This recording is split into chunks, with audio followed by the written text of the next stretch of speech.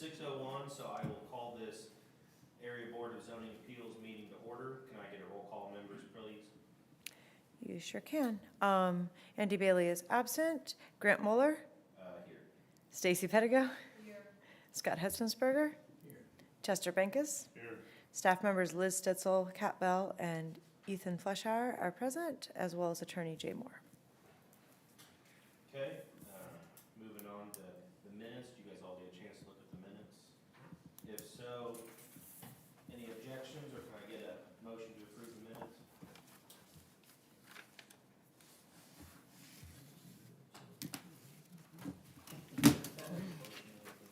Okay, I'll second that. Roll call vote when you get a chance. Was Chester my motion? I was not here, so. Okay, who was my motion? Scott. Oh, I perfect. second. Yeah, I heard you. I was having trouble figuring out if it was Chester or Scott, the first one. All right, Grant Mueller, Yes. Stacy Pettigo. Yes. Scott Hetzensberger, Yes. Chester Benkus. Sure, yes. Okay, so we'll move on to, looks like we have one application of old business for this evening. Is there anything new on that, Liz, or anything you'd like to add? No, we continued that because the Drainage Board currently has it continued. And we know that it's gonna have to go through the subdivision ordinance as its next stage, so if it can't get Drainage Board approval, then it doesn't make sense to approve the use. The Drainage Board meetings that I've been at, I have not seen the applicant come in with conversation or seen anything else occur. I didn't receive a specific update from them either ahead of this meeting. So I don't know if, if the applicants have contacted the Drainage Board or asked to go talk. I know at commissioners' meetings, I haven't seen anybody there either. So I think we're still sitting on the same thing. I was just looking up, and I'm not sure, hopefully, I know at our last meeting, we didn't have a representative here either. So I think they were planning on maybe having somebody here tonight. But I was just looking to see if we continue this again, to let them see if they can work this out with Drainage Board, if we need to waive rules, and I'm trying to think. We do not. You can do 2 continuances before you have to waive rules. All right, got that answer. So, Okay. Is the petitioner present this evening? Okay. Well, I mean, I'm okay with. I suppose that the other option, it's hard because you want to try to give something every opportunity to resolve, but our board rules also require that there be an applicant present in order to hear a case. So I don't know if we want to try continuing one more time, and then if there's no applicant and no feedback, then we don't keep going. That's what I would do. Let's continue it, or my opinion is continue it one more time, then we'll make that call in the next meeting. Unless, obviously, open it up for discussion, but, obviously, if there's no one here to, add anything to it, let's give them one more shot. I'd be glad to make a motion to continue. I'll second that. Roll call vote when you get a chance.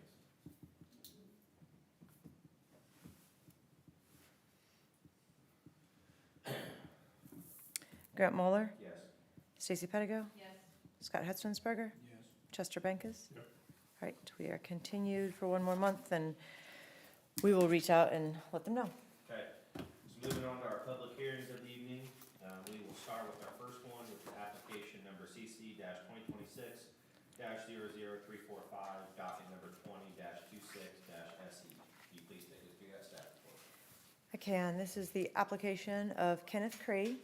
It's a request for a special exception for an apartment within or above a non-residential or commercial structure, which is use 3.11 on the use table. The property in question is zoned central business, as is everything around it on all sides except the south, where there is some medium-density residential. This is a platted lot on the south side of West Main Street between South Plank Street and South Gaddis Street in the town of Rossville. There's an existing structure on the lot that appears, according to tax records, to be built in 1900 as a single-family dwelling. There's a bit of a vague history in area plan records, but in April 2009, there was a change of use from residential to business in order to operate a video rental store in the structure. Area plan records also show that in July of 2009, there was a remodel that occurred on the upper level for an apartment above the video rental store that was finalized. There's no records found that substantiate as to whether of any of these changes of uses or dual uses were completed with or without full zoning and state approval. But over time, the video rental store ceased operation, and then the lower level was illegally converted into a separate residential unit from the unit upstairs, rather than being recombined to be a single-family dwelling again. Since that illegal conversion, the structure has operated as 2 residential units, a lower and an upper one. The current owner and applicant, Kenneth Cree, purchased this property as a 2-family dwelling, not knowing it had been illegally converted. Recently, Mr. Cree requested a second mailing address be assigned for the second unit, and that's when staff discovered the structure had not received approval from a zoning perspective or from the state for 2 dwelling units in the commercial structure. According to tax records, it's also still classified and paying taxes as a single-family dwelling, not as a multifamily. So in order to have both apartments within a commercially zoned structure, a BZA special exception approval is needed. There have been other recent approvals of this same type of special exception in the downtown area of the town of Rossville in the same B2 district. These approvals were at 4 different locations, 2 in 2020, 1 in 2022, and 1 in 2023. And all have been in use and occupied and fit within the downtown, above or within, behind commercial uses there in that area. The applicant and the staff presented the application to the Rossville Town Council on May 19th of 2026, and they voted unanimously to grant the applicant a favorable recommendation to the BZA to seek the approvals needed to legalize the structure as a 2-family residential dwelling. If this request is approved, the structure will require a walkthrough by the county inspector to confirm that residential building and life safety codes are met, and the state will be required to approve the structure for the change of use or waive reviewing it if they determine they do not need to, and they'll do that in writing. On the second page, you can see a map showing where this is located in the town of Rossville and in the downtown district. And then there's a picture from Main Street. You can see this looks like a house if you were driving through. This was not built as a commercial building originally. It just happens to be in between other commercial things. So thus it's zoned downtown business with what's on both sides of it. In terms of request analysis, there is a series of findings that have to be found affirmatively in section 203.11A in order to grant a special exception. First, the proposed use conforms to the district provisions in which it will be located and all general regulations of the ordinance. So a dwelling, specifically an apartment within a commercial structure, is a special exception in the downtown business district. In the downtown business district, there's no required setbacks or requirement for off-street parking, so those standards are met. The petition site, though, does already have existing off-street parking behind the structure that appears able to accommodate 4 spaces. If the board grants the special exception, the use will be able to continue to conform to the district provisions. 2, the proposed use shall not involve an element or cause a condition that may be dangerous, injurious, or noxious to any other person or property and shall comply with the performance standards herein. So this building is already in existence and all modifications have already been made to the interior, as long as the building only contains 2 residential units, meaning there's no commercial space anywhere else in it and no additional units beyond the 2. It is possible no state design release may be required, but that will need to be checked with the state in this particular case before issuing a certificate of occupancy. Also, the inspector, as noted before, will need to do a walkthrough of each unit and make sure that all relevant building and life safety codes have been met. The 2 dwellings have already been here for an uncertain amount of time, and to staff's knowledge, no complaints were received. Had we gotten a complaint in the past, we would have dealt with it then in the same manner or required the second unit to be abandoned. So it doesn't appear that this is creating any issue by virtue of its use. In addition, the Rossville Town Council did vote unanimously to give a favorable recommendation, indicating they do not feel that approving this will create any issues. 3, the proposed use shall be sited, oriented, and landscaped, so its relationship of its buildings and grounds to adjacent buildings and properties do not impair health, safety, or comfort, nor adversely affect values of adjacent properties. So these apartments will be located in an existing building downtown with no changes to the exterior footprint or appearance.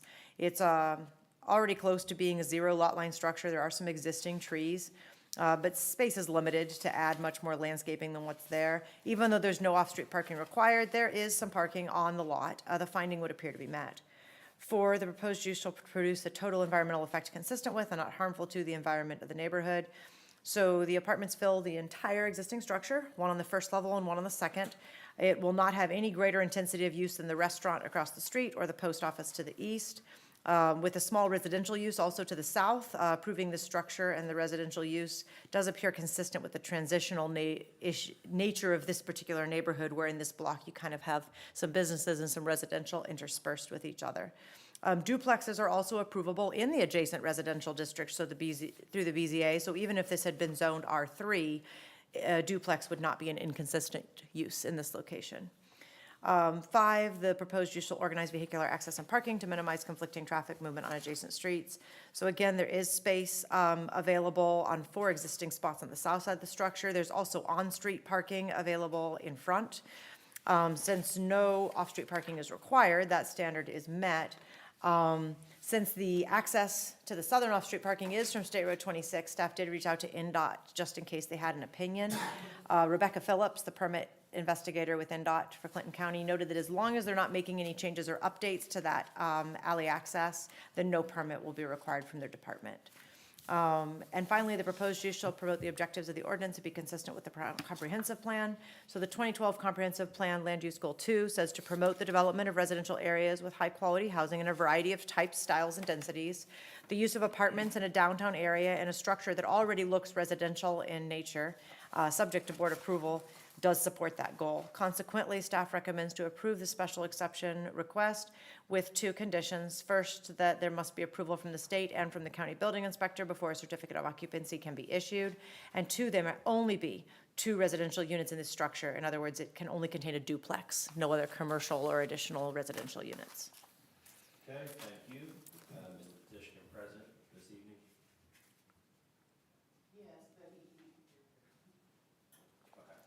Hang on.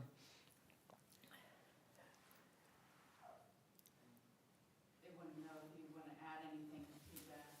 No, I think she did a very good job. All right, thank you, sir. I sort of remember Is there anybody else in the audience that has any questions or anything to add? Okay, I will open it up to more discussion.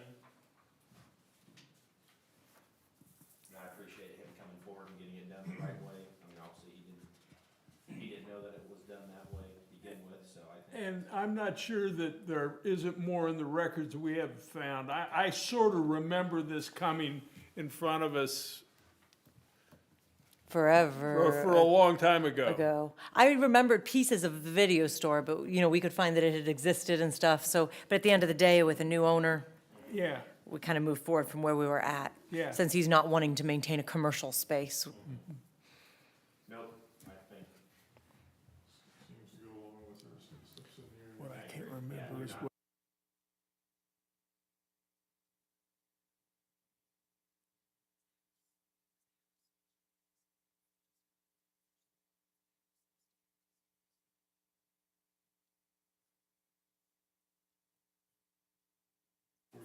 Docket number 20-26-SE. According to the findings of the staff report, which are incorporated in the motion by reference with the conditions that are also listed in the staff report, the 2 conditions. Okay, I'll second that. Roll call vote when you get a chance, please.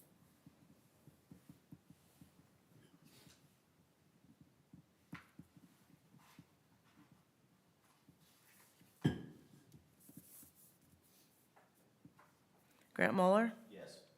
Stacy Pettigo, Yes. Scott Hetzensberger, Yes. Chester Bankus. Yes. All right, 4-0. So Kenny, you can work with Kat to have the inspector walk through and double check with the state, but you'll be able to move forward towards resolving this. Thank you. All right. And sir, you do not have to stay if you don't want to. If you. I want to make sure you heard that, you were okay with that.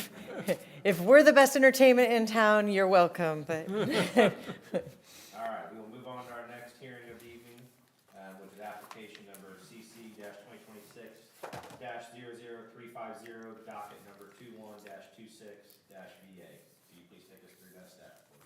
I will. So this is the petition of Garrett Owens at 303 North Illinois Street in Kirkland. This is a request for a setback variance to construct a permanent accessory structure, specifically a pole building, a half a foot from the edge of North Illinois Street's right-of-way instead of the required 15-foot. The property is zoned medium-density residential, as is everything on all sides.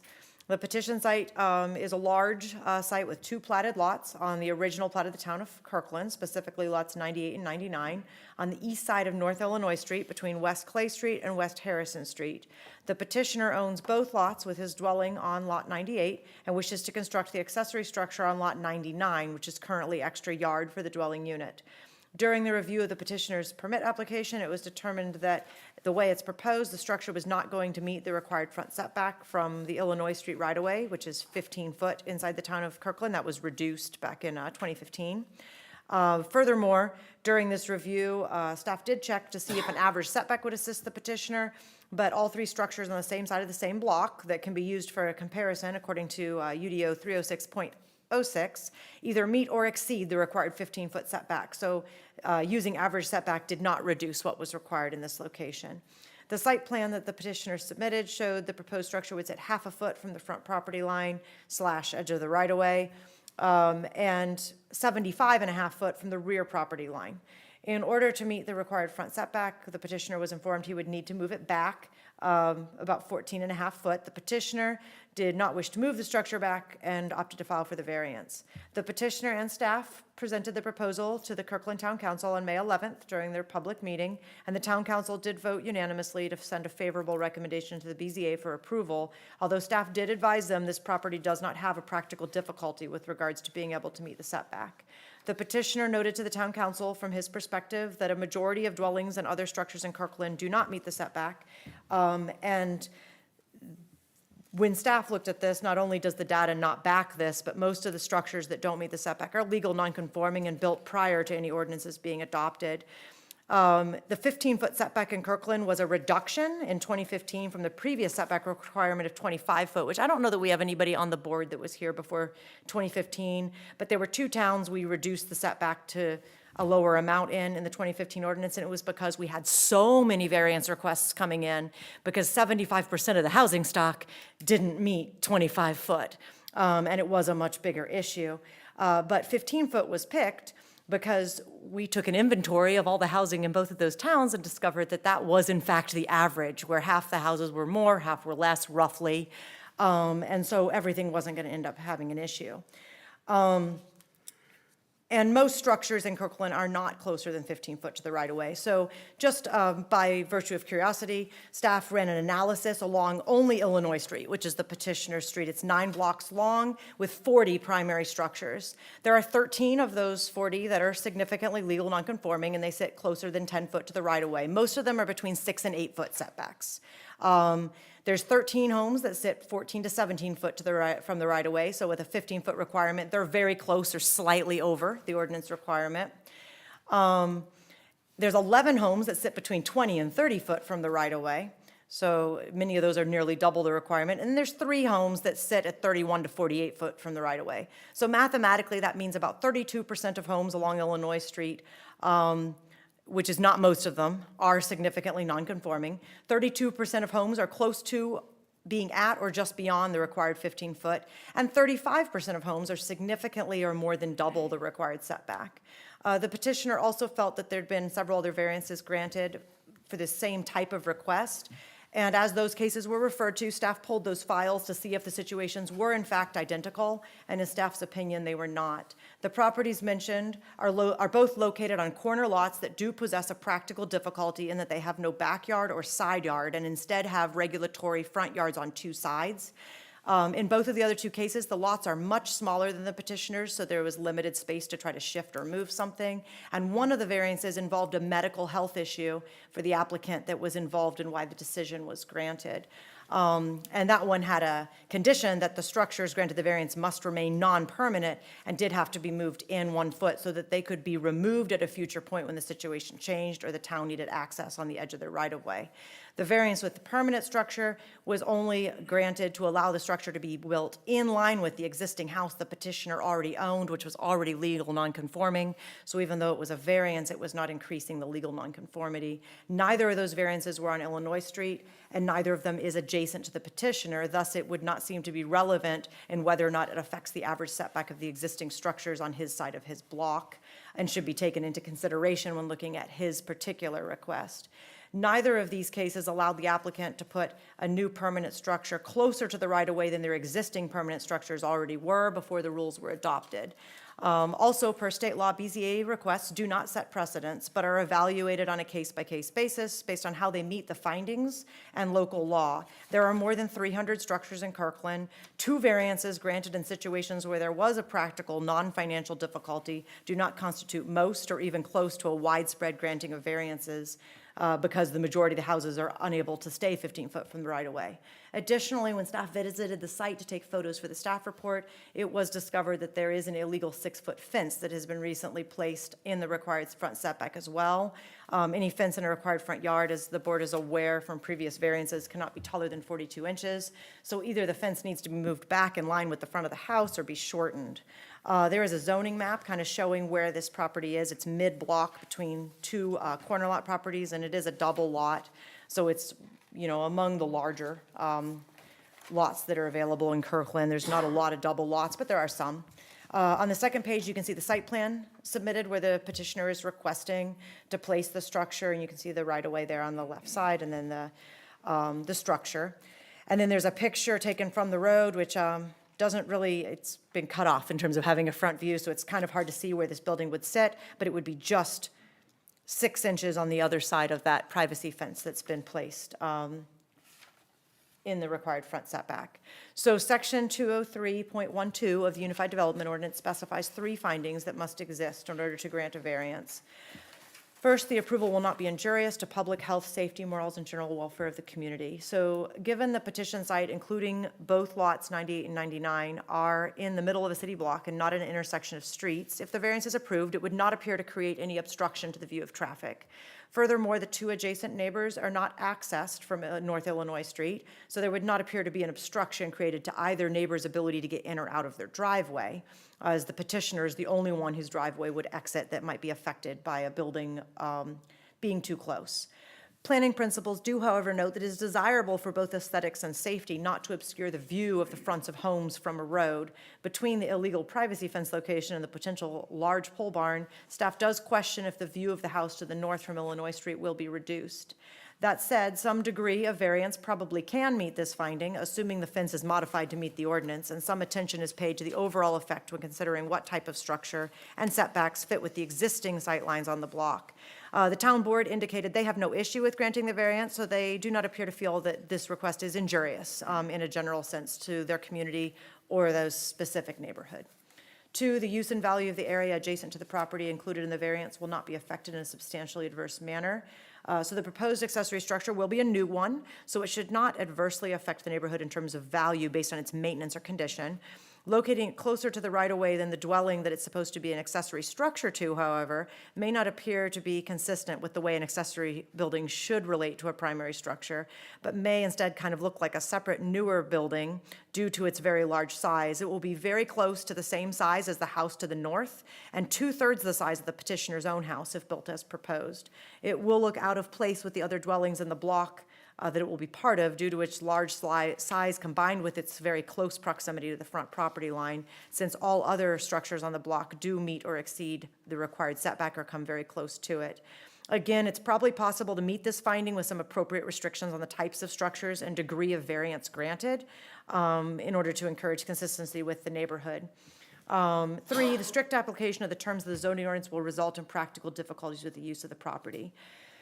So with the reasons the petitioner has given for why he needs to place this structure a 1/2 foot from the front property line and right-of-way, there do not seem to be practical difficulties. The petitioner stated he planted trees in the yard in recent years since he purchased it that were at a substantial cost to him, but reasons due to a financial burden are not permitted to be defined as a practical difficulty per state law.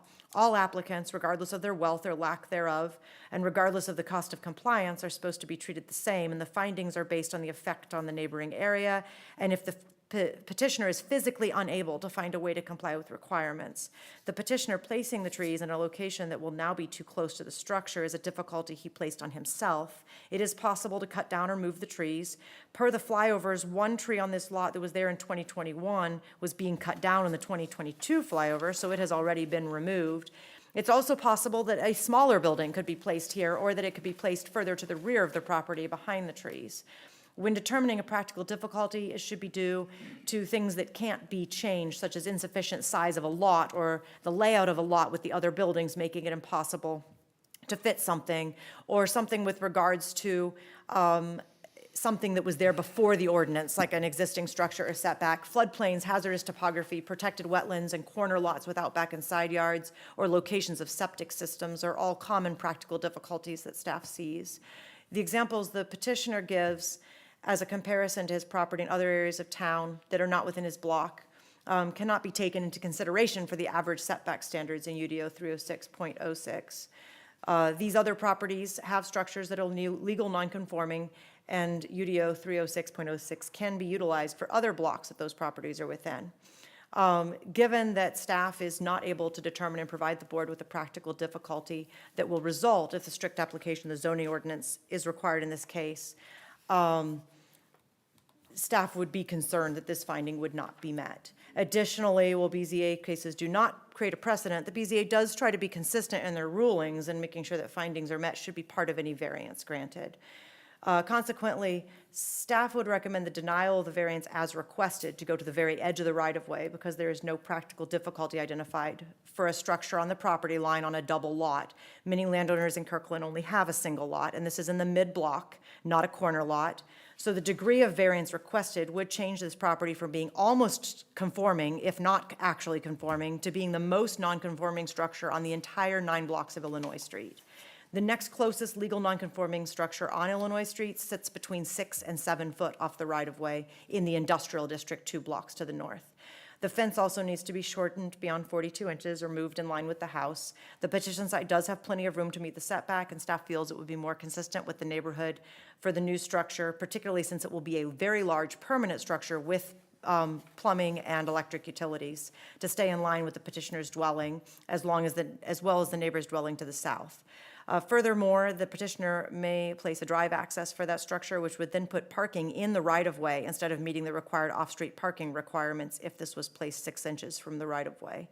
The petitioner has a desire to set this up for plumbing and future use, so if this structure being entirely on a separate lot was ever separated off to be a residential use or granted other approvals for an accessory apartment, there would be more issues with off-street parking and the fact that this would be way too close for a residential conversion to be ideal. If the board feels, given some of the findings, that a complete variance doesn't make sense, but a partial variance makes sense, maybe not requiring the full 15, but something in between, particularly as the first 2 findings would support that and the town board has no issue, staff would note that board needs to determine the practical difficulty for the degree of variance they choose to grant, and staff would recommend the following conditions or considerations on any approval. First, that any structure that's permitted to be placed in the 10-foot closest to the right-of-way should be a temporary structure with no plumbing, no driveway access, and with no more than 8-foot tall sidewalls. 2, that any permanent structure placed needs to share a sewer and water tap with the house so the 2 lots cannot be divided for sale as separate lots without going through an additional process. And 3, the fence needs to be no closer to the road than the structures are placed. The house and any accessory structure the board may grant a variance or partial variance to if it is to remain 6 foot in height. Now, there should not be a 6-foot fence in between any building and the road right-of-way. If a structure or privacy fence is granted permission to be placed within the 5 foot of the front property line, then staff would recommend a condition requiring a surveyor to mark the property lines and that those stakes must remain in place until construction is completed, because Beacon is not a legal survey, so you can't know within, feet that you're accurate. So that's a standard condition. I apologize for the length of the staff report. There was a lot of nuance to this one, and we wanted to be thorough. If you have any questions, let us know. No, thank you, Liz. Is the petitioner present this evening? Yes. Would you like to add anything, sir? Yes. Okay. If you wouldn't mind coming to the mic and just stating your name, please. You're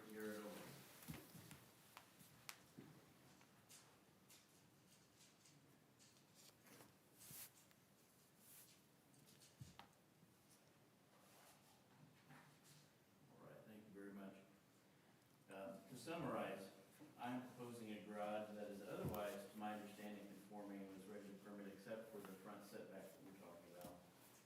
I'm trying to get a variance to build 14.5 feet closer to the right of way, but still out of the right of way instead of the ordinance required 15 foot. This was presented to the Kirkland Town Council for unanimous approval by all 5 members for favorable recommendation was given. What I'd like to do today is demonstrate why I believe the variance should be approved. I want to describe more of what I'd like to build compared to my proposal to those immediately surrounding neighbors, describe my practical difficulty, and present to you why my proposal is actually better than the legal non-conforming setback, and I hope this board will agree with my town council members in accepting this garage proposal into the community.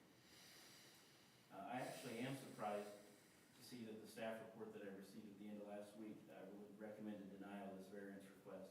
And I actually want to address this staff report specifically. It contains some inaccuracies, some mischaracterizations, subjective injections, unfounded speculation, and a very notable omission, something not included that was presented to Kirkland Town Council that supported my request for variance.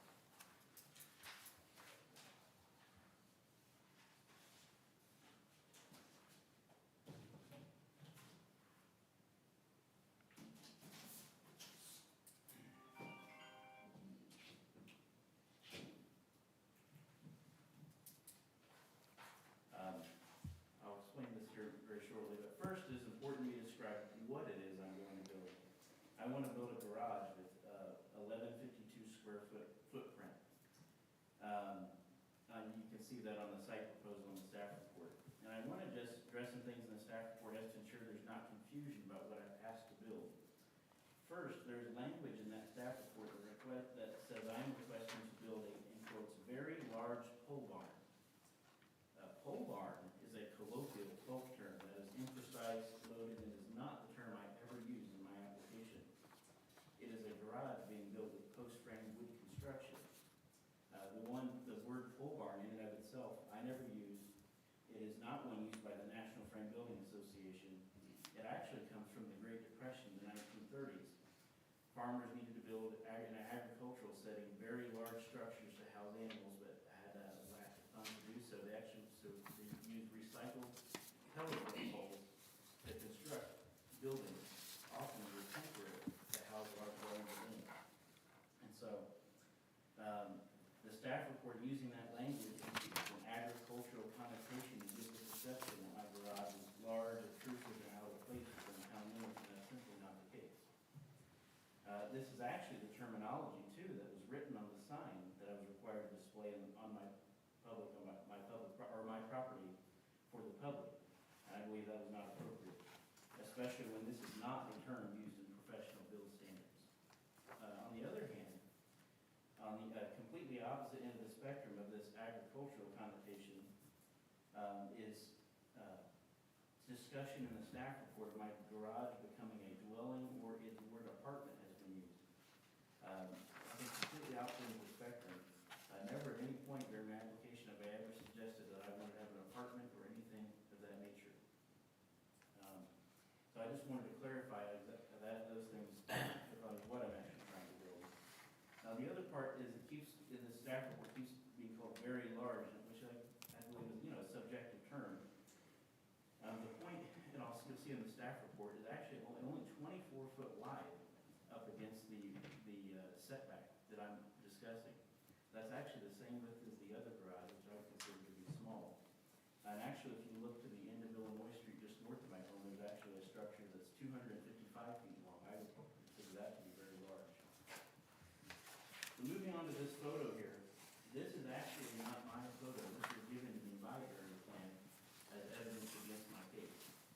So this is actually my home here that's cut off the image, and this is my neighbor to the south. And this is the portion, this is sort of a quick and easy sample of some of this information that you just heard that I found to be inaccurate. And so I've been told, and you heard multiple times, that my neighbors meet and exceed the setback. And this was what I was given as evidence of that. Well, number one, we obviously said Beacon is not a standard for an exact, precise standard for being able to get these measurements. But even with that, this measurement was taken diagonally. We all know if you take a diagonal or hypotenuse of triangle, it's a longer distance versus the setback. And also, that's not even the closest point of the home to the right-of-way line. I'll note, I remeasured this on my average. It's 14 foot, just to cover that, and it was included in the staff report accurately, and staff would have no problem with average setback being used for the barn location or garage location. I actually have a survey that I paid with Moses, so I actually have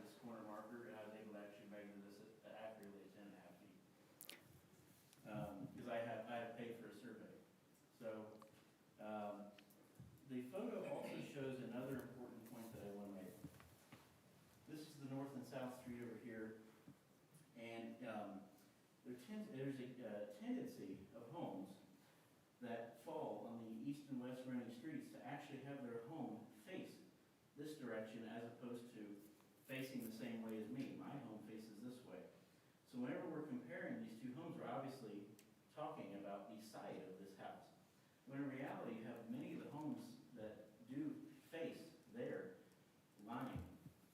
They do actually, even closer to the side. I just want to make that point known, is that my house is actually the only one of the ones being described in this block that actually faces this direction.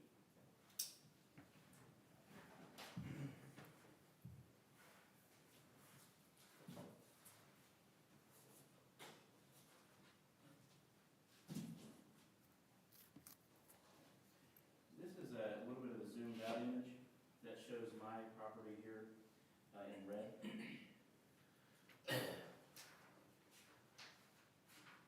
So throughout the staff report, I'm continuously compared to the homes on Illinois Street, including homes that are nowhere near mine. So Illinois Street is actually over half a mile long. It's one of the longest streets in our town. And I mean compared to homes that are quite literally over the hill and far away, over the state road and completely out of sight of my home going to the south. So the one question is, does my proposal fit in with the area? I believe absolutely yes. I compared to the properties actually in my area. So these yellow arrows demonstrate all of the right-of-way setbacks in the immediate area surrounding my home that do not meet that standard of from the blue lines here, the right-of-way. And they're innumerable. I don't even know how many there are here. And this is only pertaining to right-of-way too. If I were to include in here setbacks between two neighbors, it would almost cover the image and be hard to see at that point. So this is only right-of-way. So as you can see, there's a lot here. There's a lot that are 2 feet. There's some that are actually built in the right-of-way. You have many that are sitting exactly on the line very frequently, including my neighbor to the north actually has an accessory structure very similar to what I'm proposing right here that's sitting proud of the home. My neighbor here to the south actually has a structure that crosses into that right-of-way, not even outside of it. 4 out of 5 council members of my town actually sit with homes that sit within that 15-foot that we were discussing. 2 of those are actually shown on this map. And so I think that's part of the reason why that they could see the problem at hand, even their homes fit. And then the actual final remaining council member that has a home that does comply with the right-of-way setback doesn't actually have a home that sits far enough away from the neighbor. I also wanted to mention this. In that staff report, it says the next closest legal conforming structure on Illinois sits between 6 and 7 foot off the right-of-way in the industrial district 2 blocks north. I think you meant legal non-conforming, not legal conforming. Here's an image here. This is the structure that's being mentioned here. Yeah. In terms of its relationship to that. It sits very close. And so, so that one is not the actual 6 to 7 foot that was mentioned in that staff report. And then number 2, this claim actually omits one of the structures that is incredibly close to the right-of-way line, seen right off my front porch. It's actually, I'll show you here first. So that's saying that the next closest non-conforming was this one, but if you look here at my home, right off my porch is actually this house that sits very similar. It's a double lot, sitting essentially on this blue line right here. And then I want to focus here on these structures here. Number 1, this is a garage here that's actually built in the right-of-way. Home sitting very similar. But I want to focus on that one, that garage right here. I'm going to show you a photo of that. So this is the view from my house with the structure that I was just describing there. Sitting with the blue line right in front of it. This is actually a 32 by 46, so it's actually a 28% larger footprint. This home is a double lot, like I said, built in 2017. This is not one of the ones that was referenced that has been pulled as far as that report that you just heard. And the other thing is this actually has 46 feet of building along that line that we're being discussed with 3 garage bays and a window. My proposal was, in a similar fashion to this, is actually almost half that at 24 foot wide with only 1 garage bay. And like I said, this is the garage that's actually sitting in the right of way. Where did you say that address was? Only not relevant to you, but I want to check to make sure that got a permit and permission, and that we don't need to follow up on that. This is to the southwest of me. So moving on to the 3 things that I'm told are needed for approval of this variance. The approval will not be injurious to the public health and safety, morals, and general welfare of the community. And I believe I checked this box, and I believe actually the staff report agreed to that too. The use and value of the area adjacent to the property, including the variance, will not be affected in a substantially adverse manner, and I believe this garage proposal satisfies that. And then the strict application of the terms of the zoning ordinance will result in practical difficulty in the use of my property. This is one of the points of contention that the staff report has with my proposal. I was initially dissuaded from applying for variance within minutes of discussion before I had the opportunity to actually explain what my practical difficulty was. It seems that having lack of practical difficulty was a position that was anchored onto very early before even listening to what I had to say, which can actually prompt part of human nature and tendencies to have something called anchoring bias, looking for information that supports the initial conclusion. The practical difficulty that I have is the use of my property is with my trees. The staff report completely downplays the importance of land usage and even suggests that I can cut some of them down. In my view, that's not practical. My land usage with my trees are a legitimate infrastructure. I actually have a degree in biology and have studied ecology and dendrology, and my land usage with my trees is not insignificant, and as the staff report would suggest. On my property, I have 2 silver maples, 1 autumn blaze maple, 1 Japanese maple, 1 flowering crabapple, 1 western red cedar, 1 tulip tree, 1 sterling silver linden, and a very rare Indiana yellowwood. The layout and function of my land with these trees has actually been an extensive undertaking over many years, and the layout was planned with an arborist. Now, that came up as part of the last meeting, and I'm not making any financial claim about that, but I say that in terms of the significance of what I've done in the way that I've used my land. The Indiana yellowwood tree is one of rare ecological significance. It is now only found in Brown County and the Yellowwood State Forest in Indiana. It's considered a state endangered species by the Indiana DNR. To my understanding, it is the only one in all of Clinton County. They bloom every 3 to 5 years, and people specifically go on hikes to try to find these trees in our protected forest in Brown County. Indiana DNR actually does treat urban tree canopy as infrastructure, not just decoration. Preserving a specimen tree in town is a legitimate site plan goal, especially in a community where older trees are being lost. There's actually been a USDA forestry study conducted where in urban settings, in town settings, 36 million trees are lost and not replaced every year. We actually do see this in Kirkland. Trees that are 60 to 80 years are being lost, including the last storm that we had. And so this absolutely is a practical difficulty to the way that I've been utilizing my land. So in summary, I do believe that I meet all 3 criteria for a variance to be granted, and I have the unanimous approval and favorable recommendation from my town regarding this proposal. Now, there is one point that I want to say, is I actually believe this proposal is better than building the structure 15 back, and I'll explain that here. And this is the point that was omitted from the staff report that I believe resonated with my council members in Kirkwood, is that the proposed location right here, not only as far as looking at these 3 things, creates practical difficulty, but actually doing the legal conforming of moving it backward puts it in a poor location in terms of site planning, because now instead of having it here, relatively open space to the north, it actually moves the structure nearly square in line with my neighbor to the north, who has 3 windows here, and the sunlight comes from the south. I think that's actually much poorer site planning than my proposed location.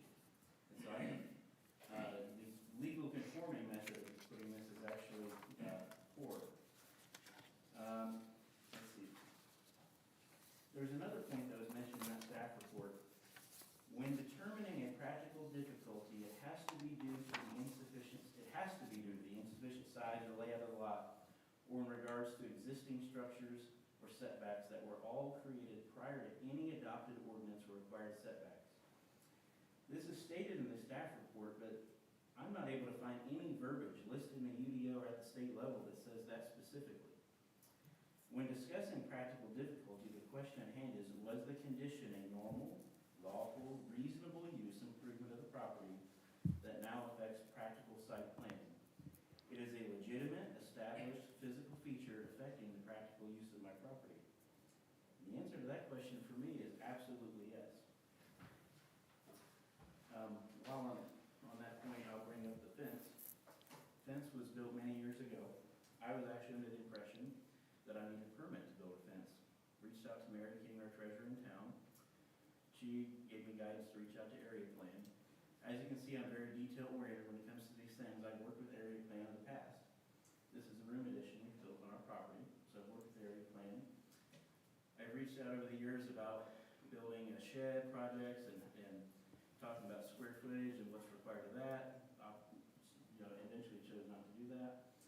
But when it came to this fence, it's something we actually planned for years in advance. I reached out to area plan requesting permit, was told I did not need one. I went over exactly what I planned to do and wanted to verify all the things that I needed.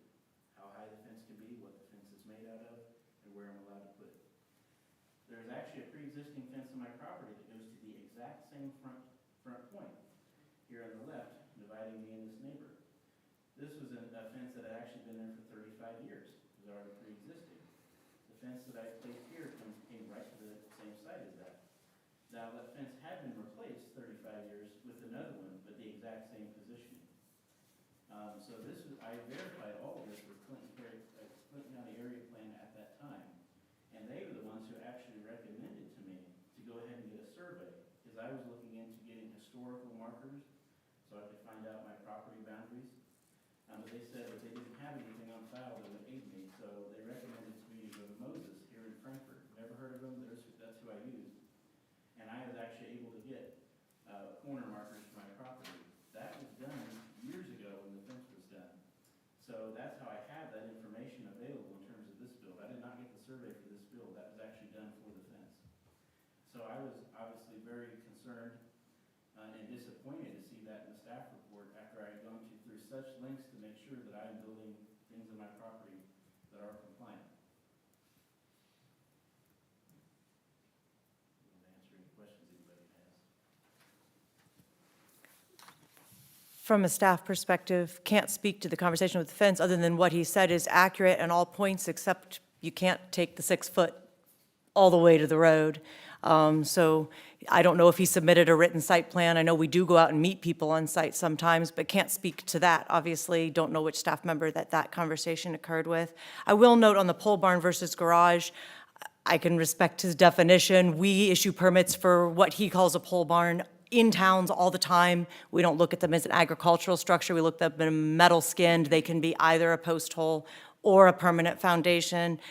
Staff's main comment or point there was it's a permanent structure, not that it's particularly a pole barn. So there was no intention of trying to indicate that that was an agricultural structure being inappropriately placed.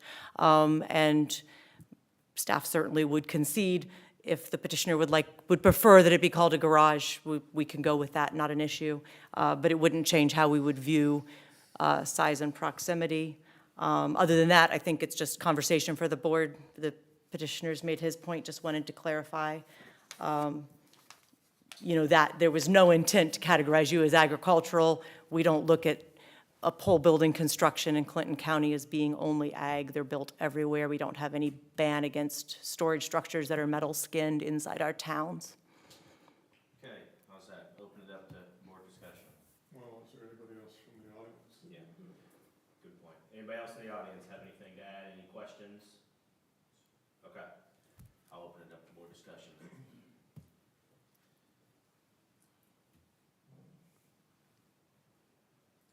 Do you have any neighbors here? Here, now, Yeah. I mailed out the mailings that I had to No, do. that's fine. That's fine.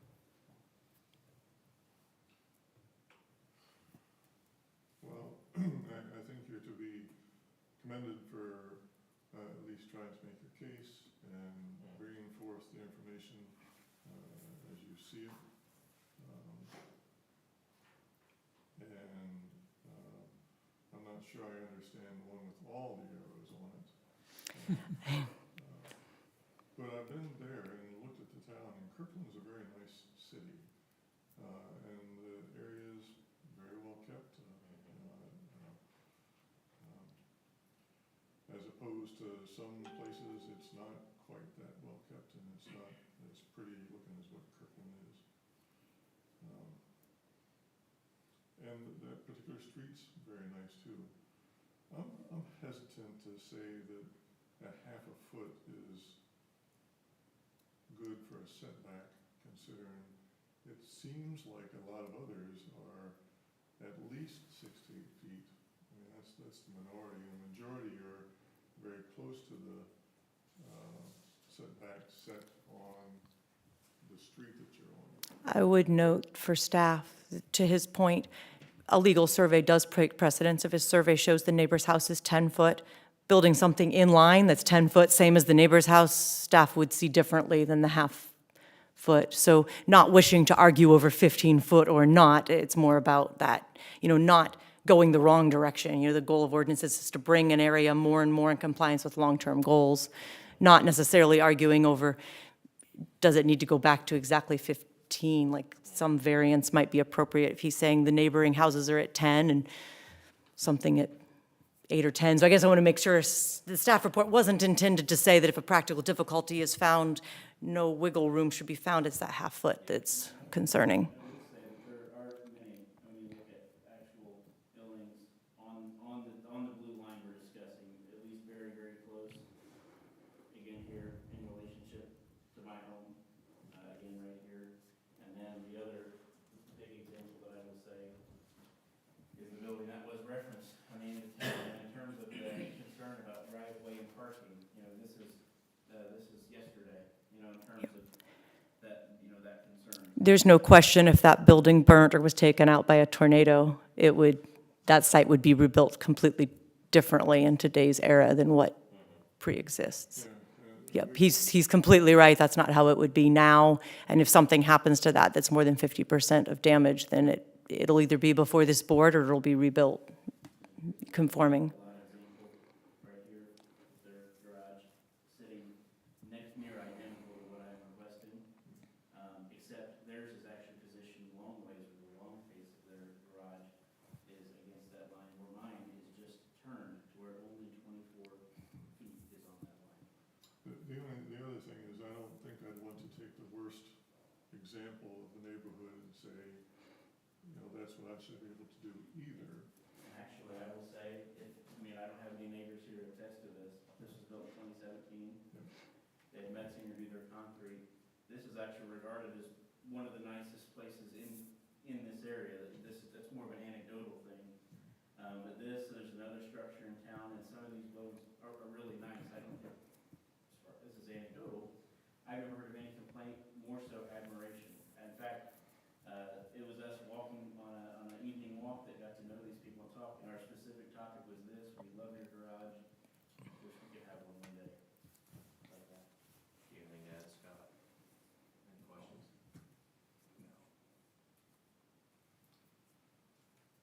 No, I'm kind of in the same boat as Chester. I mean, a lot of the same points he's made.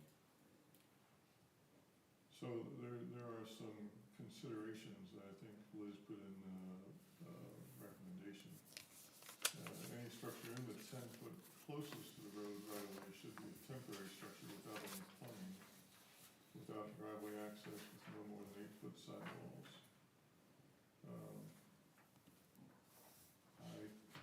I would imagine that you said you want plumbing, and I'm not sure where the driveway access is going to be for your.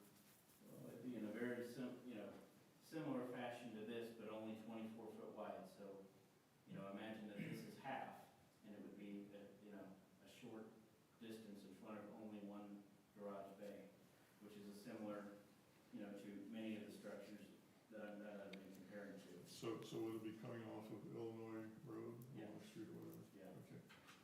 And I know one of the concerns then is how close is your car to the street? I never made any mention of my, I mean, obviously, this is an image here, this is the way people generally park, I mean.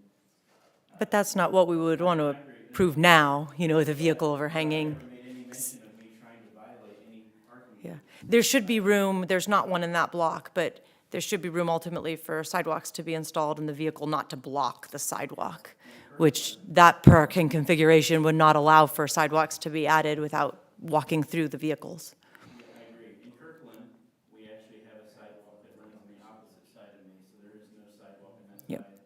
And in the event that one day a sidewalk was added, obviously, if that is an ordinance violation, I do not intend on, breaking any sort of ordinance. If there's an ordinance that, suggesting that people can no longer park, like similar to my neighbor to the south, parking here and blocking, it's not my intention to block any sidewalk or anything like that. So there's been a lot of discussion about this. My question is this. If the requirement is 15 foot from the right of way, and you're requesting 6 inches, do you feel like that ordinance should be changed for everybody? Actually, this is a point that came up with the town meeting, because these lots are 66 by 132, and there's certain instances where people actually have homes to where they have a rear setback, a front setback, and that actually squeezes their home pretty significantly. And so I actually made that point to the Kirkland County, and they acknowledged it, but then the response was, well, they can always just come here and get a variance anytime that sort of thing comes up, but I think that does make it difficult. The other important thing is, I think, as far as the fence goes, there may have been some miscommunication in the past. It's hard to really see right here, but this fence that I have is next to identical to a double lot building right here that has almost the same fence. And I could almost make a map of innumerable cases where fences were built just like I had. So I think if it's looking back to the past or driving around town looking at things, I think as a town of Kirkland, we would probably have to make a ton of considerations for many of our fences. Or we'd be tagging a number of things that were illegal and no one's complained about. Like we had a rash in Colfax one year where just one person got upset because they were tagged for a fence. And so next thing we know, we had a bunch of complaints, and some of them had gotten variances or were legal, others were not, and we just had to sort through it. That happens with swimming pools too from time to time. People don't know they have to have a fence around them, so you tag one person. And then, you get 20 more complaints where they drove around. And since we're complaint-based, we don't literally drive around looking for people to pester. If we get a complaint, we deal with it. Or occasionally, if we become aware of something gross, I can think of a case where we had police presence and drugs involved and neighbors were afraid to complain, where we did go to the Plan Commission as staff and ask for permission to cite something because it was a very unique situation. But most of the time, something has to be pretty gross, like large junkyard scale gross, before we decide to unilaterally, believe it or not, we don't sit here wanting to stick our nose in everybody's business, it's just our job. So, And I think maybe it was just unknowing in town, because I had actually reached out to Mary King in town, because I actually bought this house from her daughter, and had the discussion about what we planned on doing and that sort of thing. And actually Craig, our town council who lives here, actually gave me admiration, saying that he really likes it. And when I mentioned this idea to him, he said, oh yeah, it's just gonna go right there along with the fence. I think that's gonna look great. I didn't see any problem with it. He came up to me and personally said. And actually, as far as my understanding, I've never had anybody complain about our fence in any fashion, actually say, wow, where did you get that done? We love that. It was done by the Bluebird fence, who's actually in-house in town. So I've never had any complaint about that. ergo why we hadn't tagged him, because until we went out, when we deal with BZA stuff, we try if we see something to bring it up. But if we hadn't been out there for this, we wouldn't, like he said, we hadn't received a complaint. And I will note in this case, if the variance is granted, he's actually going to end up with additional building code restrictions, because when you're within 3 foot of a property line, fire code kicks in because of the proximity. So you have zoning setbacks, but you also have building code concerns when you get really close. They can be addressed with money and, technique. There's ways to address them, but there's additional requirements when you get within 3 foot that. What we didn't talk about, or at least I didn't hear, were there any alternatives proposed and were they declined?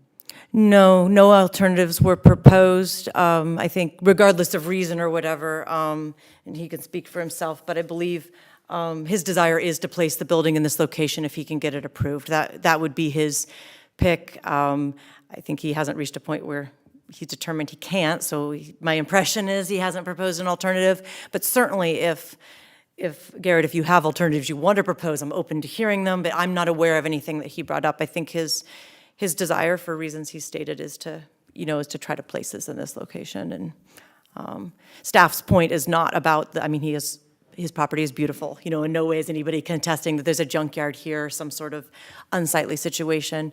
It's just that concern that, My take on it is I think it's reasonable, all 5 of our council members think it's reasonable. I've not only the neighbors, physically just talking to them know, but in addition to, I've sent mail to, the required mailing of everybody to let them know nobody's had any complaint or concern about it. I think, as far as all of it, neighbors, council, me, we're all on board with it, and that's my, my word on that, is that I think it's completely reasonable, especially just having lived in the area, and I think it's actually makes the area nicer, and like I said, I think it is poor site planning to move it square in line with my neighbor, in my opinion. Let's get it back to board discussion, and then let's make a decision on this. I will note, just so you guys know, there's 4 of you present tonight. So sometimes with these kinds of discussions, you all have different opinions. You do have to have 3 vote together, or you would need to decide to continue to look for your 5th member. I just always remind you, a 2-2 vote is not a denial or an approval, it's a stalemate. I'll throw it back to you, Chester. Anything else to add? Or any other questions? Let's see, any permanent structure placed needs to share a sewer and a water tap with the house. That's if 2 lots cannot be divided for separate lots. Are you in agreement with that? Well, actually, and part of this is, what my plan was with this is to actually connect to sewer directly in front of it. But I wanted that for, the ability to add a toilet in there, basically when I get the funds and the ability to do that. That I actually do not have any intention of having water ran to this at this time. But I'm also understanding that concrete costs about $30,000, and that I would at least just want it under the concrete available for that time, because there's really, it's only, you have one opportunity to do it, there's really no going back without ruining the concrete. So I wanted the ability to be able to do that, and I'm, more than happy to come back to Eric and say, hey, I'm ready now, I'd like to run water, I'd like to do this with this bill, but, that was the point I made in terms of. And that condition is a typical one, not unique to you. We add it anytime there's somebody wants to either plumbing in an accessory structure, they're building something additional where it's of enough size that maybe it could someday, quite legally, if it comes through the approvals, become an additional use in another way. In terms of the fact that we do deal with situations, not saying you would do this, where people have things that are separate, they separate utilities, and the next thing we know, they've sold something, which isn't illegal, but then the buyer was represented that it was something it wasn't, and now it's a mess. And when they share a sewer and water tap, it increases the odds that before it gets separated, somebody's gonna come talk to the appropriate authorities to figure out how they need to do that and make sure that the necessary approvals are in place for it to be moved into independent ownership, and a buyer doesn't become a victim that then gets the bad news from us that what they own is supposed to be with the house next to them, and now neither owner is allowed to use their property without coming through and figuring it out. So that's all that condition is about. It's not really about restricting what your future options would be. It's about making sure it's clear that your properties are being used together, not being set up to be separated without going through a proper process. I have no intention of separating this property whatsoever, and like I said, I actually do not have, the plan to even put water into this. What the plan would be to just run conduit going through the concrete underneath, to where things could physically be fished into it without having to disrupt the concrete. That would be my idea. It's sort of the same kind of concept of adding outlets in places where you think you might want to set up something to need outlets there one day, but might not necessarily need so. I have no intention of making this an apartment of any sort. However, a future owner might. I mean, it's not just about what we also have to look at what might happen in 50 years. So appreciate your clarification of it, though. Let Chester finish his thoughts, and then we need to make a decision.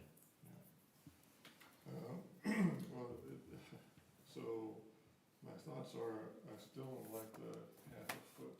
I don't either. It's closer than almost anything else in town. Granted, there are some that are not quite there. 6 or 8 is the minimum, and that's the 30% that's on the lower end. The 67% are in the very near or conforming to the setback. Is there any amount of additional setback that you think would be practical to move your building away from the required, There would still be a variance, but not as extreme of 1, I assume is what you're asking. Not if he would go all the way back to 15, but if there's a middle ground. And one point I wanted to make as far as those percentages, I heard the word average mentioned.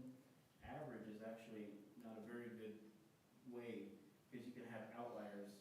Median is You can. You can. And I would also note for clarification, just because I think you want things to be accurate, those numbers were off of Illinois Street. I did not take hours and hours. Back when we reduced the setback, we did do a comprehensive analysis in 2015, but for purposes of this, I looked at the street.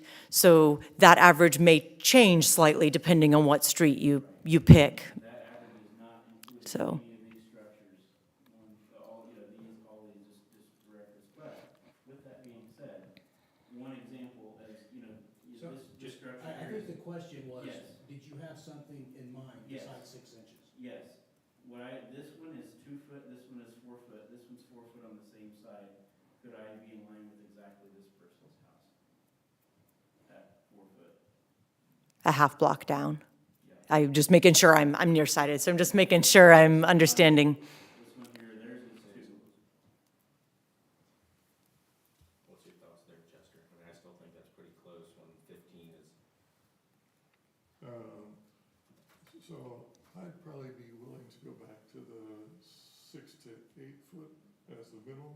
I'm not even, I think you're gonna have to pick a number from a stack perspective. I can't issue a permit at 6 to 8 feet. As I'm scooting it back, I don't like it as much, especially lining it up. The further this scoots back, it's just starting to be in line with this house. If you were to go with the 6 foot, going to the narrower end of I that, don't see that as an issue because the fence is already blocking the window sight to anything that's But actually, so the view right now, there's 3 windows, kitchen window right here. The view is actually privacy that they have, which I think that they like. Looking over the fence, you actually see those trees that I described, the yellowwood, all these things, and then sunlight. Obviously, scooting this back, the thing that gets blocked is a tree view and sunlight. So it actually causes shade and blockage from. So you're thinking back. So here's what I'm gonna recommend, and, I don't know, anybody on the board can tell me something different. 6 to 8 is where we said, I'm gonna take right in the center of 7. So if you wanna move it back 7, I'd be willing to do a variance for you. And I think we could probably get the rest of the board on board there. If not, somebody else can choose something different.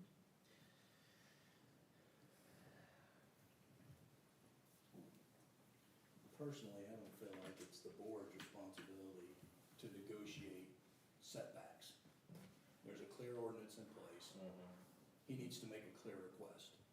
So, as far as I'm concerned, it's no. Okay.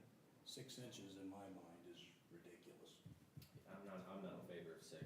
Just second, sir, just second, let us continue. What were you gonna add, Chester?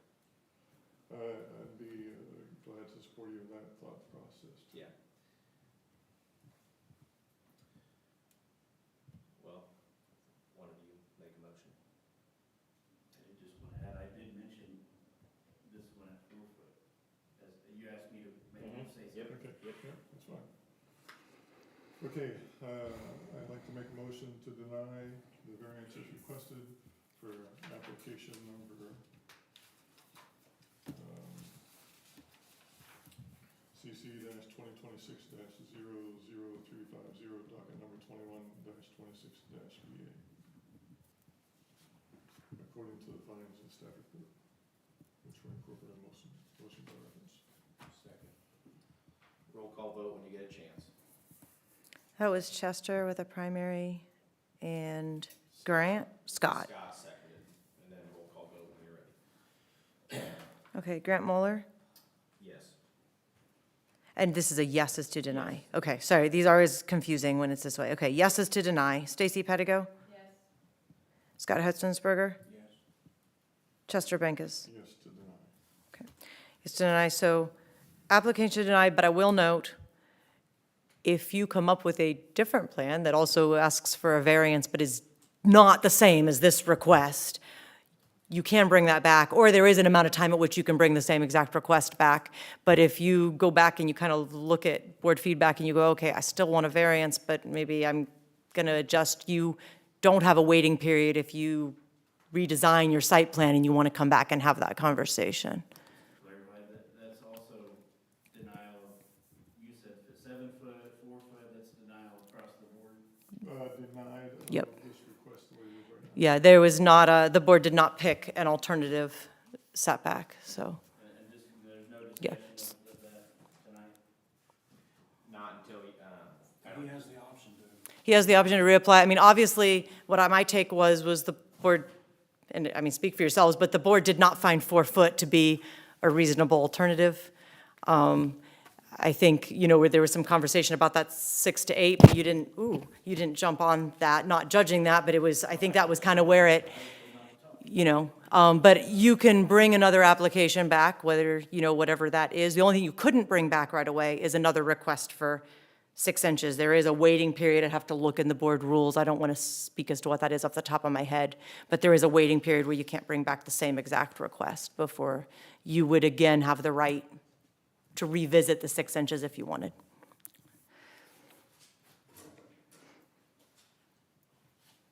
all right, we'll move on to our next application or hearing of the evening, which is number CC-2026-00373, docket number 22-26-SC. Please take us through that staff report. Okay, this is the request of KDS Properties.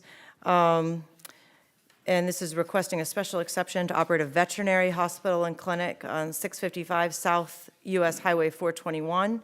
This property is zoned agriculturally, as is everything surrounding it. The site consists of a .7 acre lot and is located on the north side of East State Road 28 in Johnson Township.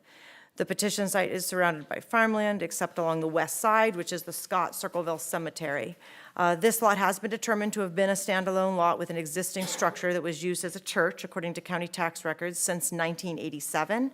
But when we looked on GIS flyovers, it does look like there's always been some sort of church-like structure on this property, so we are suspicious that 1987 may have been a replacement structure that was built to replace a former church, but we can't prove that. We can just see there was something there.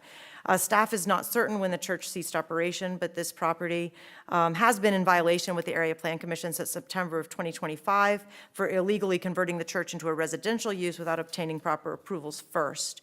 The petitioner is a potential new buyer that currently operates the Frankfurt Animal Hospital at 655 South US Highway 421 in Frankfurt, and they're requesting this special exception to operate a second veterinary hospital and clinic in the basement of this structure on the petition site, specifically for castrating show pigs. The petitioner would rather perform these types of surgery services on show pigs at this site rather than the Frankfurt Animal Hospital, where services are geared more towards domestic animals like cats and dogs, and hogs with cats and dogs in the same space can introduce some challenges. In addition to the application request, the petitioner is also seeking a separate special exception approval to utilize the upstairs of the church structure as a 2-bedroom living quarters, and that's on a following case, but the two could be independently approved or denied, so we did them as 2 separate staff reports. If this application is approved, the new use and existing structure will be subject to plan review from the state, as well as meeting local building codes and approval from the health department for continued use of the existing septic with the new use or permitting for any modifications needed. On the second page, there's a picture here. I think most of us locally would be familiar with this. Is the church, right down there south of Circleville on the corner on 28. And there's a picture there of what it looks like. There's a series of criteria that need to be affirmatively found for special exception approval to be granted. First, the proposed use conforms to the district provisions in which it will be located and the general regulations of the ordinance. So Table A lists veterinary hospitals and clinics as a special exception use, and there are 2 of the 3 supplemental standards contained in Section 533 of the zoning ordinance that pertain to veterinary hospitals and clinics. The first is that such facilities shall be approved by the Health Department and Animal Control, and the third one also applies that veterinary hospitals shall be soundproofed. The second standard only relates to Class C kennels. Staff has reached out to both the Health Department and the Animal Control Officer for feedback. And at the time of writing the staff report, and even now, staff has not received any response, but approval would need to be subject to those entities having no issues. And second, in terms of soundproofing, the petitioner has been advised of the standard and will confirm that it's completed appropriately during the permitting process and that it functions before a certificate of occupancy is issued. 2, the proposed use shall not involve an element or cause a condition that may be dangerous, injurious, or noxious to any other property and persons and shall comply with the performance standards herein. So as long as any requirements detailed by the Health Department are met with local and state codes, the standard would appear to be met. C, the proposed use shall be sited, oriented, and landscaped so the relationship of its buildings and grounds to adjacent buildings and properties do not impair health, safety, or comfort, and do not adversely affect values of adjacent properties. So the existing commercial building itself has been there since 1987. It does mesh with the area. Since there's a change of use being proposed, the new use will need to deal with some landscaping and parking standards, and those can be handled through the permitting and plan review, and then confirmed before a certificate of occupancy is issued. It's staff understanding the petitioner is willing to work through all the requirements once he's able to confirm the use is approved in order for him to complete the purchase of the property. The purchase agreement is contingent on getting this approval. So if he doesn't receive it, he'll just simply find another location that's more suitable. D, the proposed use shall produce a total environmental effect consistent with and not harmful to the environment of the neighborhood. So again, this structure's been here since 1987, and there have been no complaints staff's aware of on the previous use as a church. There is currently an open violation due to the illegal conversion for residential use, and that was brought to staff's attention when a prospective purchaser for the property came in inquiring about building a pole barn here. The prospective purchaser had confirmed somebody was living there, and when staff reached out to the property owner, he set up a walkthrough with staff to determine what would need to be done to the building to meet residential code and try to legalize that use. But then didn't end up moving forward, and they have vacated the structure, so it's not something that, I think he's trying to find a buyer who can find a use that works with zoning. So either use, the proposed veterinary hospital and clinic, or a residence requires approval locally and from the state for that change of use, and both would require a continued use from the health department or a permit for appropriate modifications to the septic. Either proposed use shall organize vehicular access and parking to minimize conflicting traffic movement on adjacent streets. So there does seem to be enough space for off-street parking for people bringing their show pigs for appointments or picking them up after receiving services. The standard would seem to be met. The required parking space for this use is 3 spaces per veterinarian. Staff has reached out to NDOT, and at the time of writing the staff report, had not heard back if NDOT had any concerns. But typically, NDOT is most likely to have concerns if changes are being proposed to existing accesses. But sometimes if there's more minor changes, they want to review. So we just hadn't heard anything either way. And finally, the proposed use shall promote the objectives of the ordinance and be consistent with the comprehensive plan. Community heritage and quality of life objective 1 of the comprehensive plan states to enhance the appearance of major corridors that serve as gateways to Clinton County communities. Economic development goal 3 objective 4 states to establish agribusiness and agriculturally related commercial uses in appropriate locations.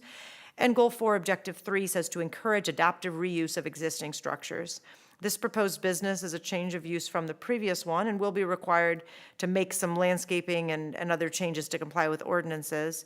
But if the proposal can meet the standards of the zoning ordinance and all state and local building codes with approval from the Health Department and Animal Control Officer, it would seem to be consistent with this finding because it will be improving the appearance on the site frontage. It will be reusing an existing commercial structure that is vacant, and it is an agriculturally related use, specifically a veterinarian serving show pigs in an appropriate location along a state road.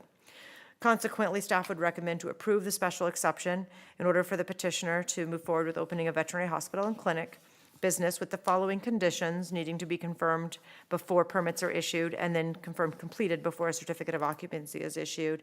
First, that all local and state building codes are met. Second, that approval from the Health Department and Animal Control Officer must be obtained or waived by those departments. 3, the structure must be soundproofed. And 4, all required landscaping and other applicable ordinance requirements must be installed and met.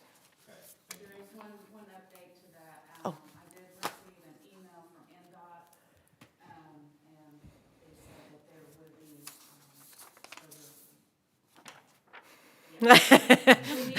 Liz stuck it behind the staff report. Because it was intended to use, so I did Okay. forward that to the petitioner and made aware of that. So I would just recommend then that we would add a condition that they need to get NDOT approval. Nope, that's fine, thank you, petitioner present. Thank you, Kat. Questions to the board? Is there any chance, can we go ahead and go through the other special exception to this? If you want me to present that staff report too, and then consider them both at once, He has one trip to the podium. I think he's already there, but I can definitely, I can definitely present the other one if you would rather do it that way. I don't think there's any reason you can't. Yeah. Yep. So the other special exception is application CC 2026-00374, docket 2326 SE. Same applicant, but it's a request for a special exception for an apartment within or above a non-residential or commercial structure, which is use 3.11. Same site, so I won't go back through the characteristics. Same zoning district. However, when we get down to our analysis, first, the proposed use conforms to the district provisions in which it will be located and the general regulations of the ordinance. So a dwelling apartment within a commercial structure is a special exception in the A1 district. There are requirements for off-street parking, 2 spaces per dwelling unit. Since there's 1 unit, there does appear to be plenty of space for the 2 required off-street parking spaces in addition to the parking for the business, if that's also approved. If the board grants this special exception, the use will conform to district provisions. 2, the proposed use shall not involve an element or cause a condition that may be dangerous, injurious, or noxious to other property or persons and shall comply with the performance standards herein. So this building's already in existence. Some modifications apparently have already been made to the interior illegally. Some things will have to be renovated again to meet required codes. The petitioner is proposing only a single residential unit with 2 bedrooms. But if the petitioner's other application is approved, then state design and release will be required from the state for the dual uses, 1 residential and 1 commercial in the same structure simultaneously. But there's no reason to think that there's going to be injurious conditions, so the finding would appear to be met. 3, the proposed use shall be sited, oriented, and landscaped so the relationship of its buildings and grounds to adjacent buildings and properties does not impair health, safety, or comfort, nor adversely affect values of adjacent properties. So this apartment will be inside the existing building. No changes are proposed to the exterior, just interior renovations. And the applicant understands that they will need to meet residential building codes and have approval from the health department on the septic system. The health department noted on the application they have no objections to granting the approval. Off-street parking is required and there is enough room. So this finding would appear to be met. 4, the proposed use shall produce a total environmental effect consistent with and not harmful to the environment of the neighborhood. So the apartment will fill the entire upper level of the structure, and then if approved, the lower level, which is a basement, but it opens to the outside on the back, will serve as a veterinary hospital and clinic. The petition site is surrounded by all farm ground except to the adjacent west where there's a cemetery. And this is along East State Road 28, which is a heavily traveled state highway. To traffic passing the site, they will likely just see it as a veterinary hospital and clinic due to signage if the application is approved. Otherwise, if the other application is not approved, then it would just look like a single-family dwelling, but the appearance isn't going to change much. 5, the proposed use shall organize vehicular access and parking to minimize conflicting traffic movement on adjacent streets. So there is space for parking available for the apartment use, and then which is for the apartment use, which is required to have the 2 spaces. And then since access is from a state road, as Kat noted, they are going to have to file a change of use with NDOT. And if NDOT has requirements about how those curb cuts are modified, then they'll have to meet those. Finally, the comprehensive plan shall promote the objectives of the ordinance and be consistent. The proposed use shall promote the objectives of the ordinance and be consistent with the comprehensive plan. The 2012 Comprehensive Plan Land Use Goal 2 says to promote the development of residential areas with high-quality housing in a variety of types, styles, and densities. And the use of an apartment in a vacant structure that's existing and associated with the petitioner's business on the same site, which is an expansion of a well-established animal clinic in the community, subject to board approval, supports this goal. And I will throw in here, because I realize it's unique in the site characteristics, this apartment, the applicant's desire is to use it for, I believe they're called externships, but my understanding from looking online is an internship and an externship varies a bit in length. But in essence, they're students that are going to be working with them and may need a place to stay for the time that they're there. So the goal would be that the apartment, when needed, would dovetail with the business, and when not, he could use it to rent out to other people. So consequently, staff would recommend approving the special exception request with the following conditions. 1, that there must be approval from the state, and the proposed unit must meet all required building codes and meet any requirements the health department has. And 2, that there may only be 1 residential unit in the structure. The 2 bedrooms is fine, but it's just 1 unit. Okay, thank you.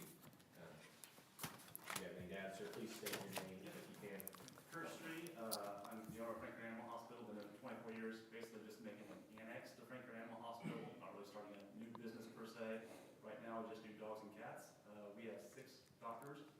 3 of them enjoy doing surgeries on show pigs. Not to say that we don't have some interest in doing also some stuff on small movement, AI work, and stuff like that, as people have presented more ideas of what they like to do. So that's what we're doing in the bottom part is we really have to bring pigs through the front door, which are the same ones that we have dogs and cats from signs on Carmel coming into. So provide the best look when we're bringing them back to the surgery area. So bottom area, basically large animal surgery area, and then the top area would be for externs, interns. Right now, we really can't support anyone except for from Purdue with proximity.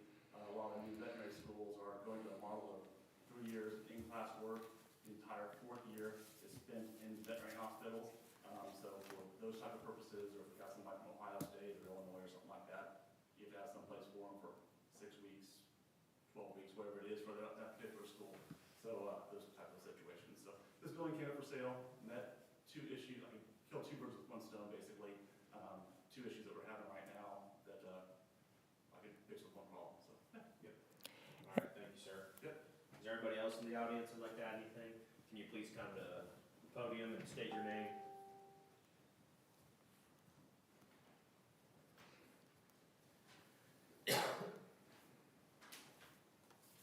Dustin Phillips, and I'm here to represent the Cemetery Association. We don't have a complaint with the zoning, but we would like to bring to light a concern that is a shared driveway with the cemetery. I don't know how your picture shows, but kind of going in now. During the illegal permitting process that Liz referred to, we did have an individual that strategically would block our driveway with his vehicle. So we're here to open a conversation or share a concern, see how we can maintain that driveway that's been there well past 1987 or whatever it is. I haven't looked to see if there's a recorded easement, so I'm guessing this is a prescriptive easement, but are you willing to work with them to make sure they still have access to the cemetery? Okay, so my recommendation on that would just, yeah, I mean, my recommendation to the board there would be just to add a condition that the applicant will work with the cemetery to maintain their access, and then it can be worked out as it moves into the permitting process to make sure that when we look then at the parking plans and, modifications that their design isn't blocking the ability to get through. It does have a secondary entrance, but as you pull in a very small driveway and asking people to back out would cause a small harm. Yeah. We just want to bring that to light and see what we need to do. Okay. Thank you, sir. Yeah, like I said, this is an annex. We're just mainly kind of almost January, February, doing some of these surgeries right now and stuff. So there's tons of parking there, more than what we'd ever need. When we're pulling pigs in or something like that, it's actually probably going to come off the county road, because I look, there's a driveway that kind of circles right there to get to that doorway that's to the east. So, yeah, there's tons of parking there to the west that we won't, I don't ever foresee us ever. If we ever get to the point where we fill that parking lot, I'm moving to a different little island that's warm all the time. So. All right, thank you, sir. All right, we'll open up. Anybody else in the audience? Anything to add? Okay. Open up to board discussion. I mean, I think it's great. I mean, obviously we want to keep as many businesses, but especially agriculture businesses around here. It's a local business that's already here, and they're wanting to expand and possibly add students. I mean, I think it's a And great thing. reuse a structure that is, frankly, these old churches can be very problematic to find new reasonable uses for that can maintain the building. A lot of them, I mean, you see a lot of them sit empty and they're beautiful structures and they go downhill fast. They do. So I think it's a great thing all around, but obviously open up to board discussion. That's just my opinion. It's nice to see a structure being used again legally, and you seem like you're willing to work with other people already just by what you said here, so I agree with you wholeheartedly. Okay. When Chester makes a motion, can you put them together? Yeah. I think, yeah, when you make the motion, you need to specify, probably read both, maybe both docket numbers to make it clear that you're, Okay. and then reference the findings in both staff reports. Got different conditions for both of them. Yeah. So I think we're gonna have to kind of join them, but keep them separate at the same time. Or you could just do one motion and then the other motion back to back. That's the other way you could handle it. How about if we just do it back to back? That's fine, Okay. whatever you want. Okay, so I'd like to make a motion to approve application number CC twenty twenty-six 00373, docket 22-26 SE, according to the findings of staff report, which are incorporated in the motion by reference, with the conditions noted in the staff report, which are 4 of them, plus they would also obtain NDOT approval for the drive or whatever changes they're going to be making that would affect NDOT, and that the applicant would work with the cemetery group, or whatever the name is, regarding the entrance, to make sure that it's not blocked for them, and he already said there might be something else that they could do there, so. I'll second that, and once you're done, we'll call vote, please. I'm almost there. Okay, no problem.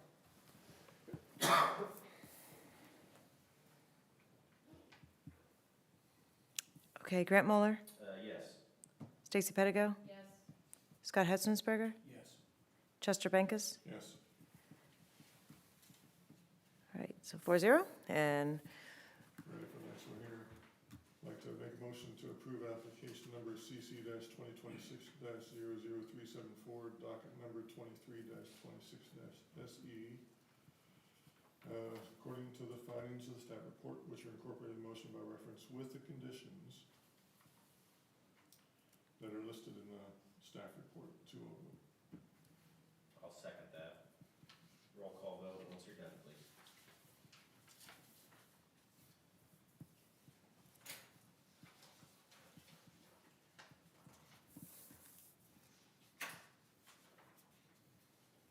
Grant Muller, Yes.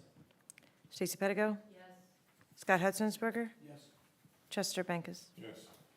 All right, 4-0, so you'll be able to move on to working with staff to start to get your stuff in order for a site plan to, look at details. I guess you need to purchase the property first, but, yeah, but reach out to us when you're ready to start getting your site plan together and get your Ts and Is sorted out. All right, thank you, guys.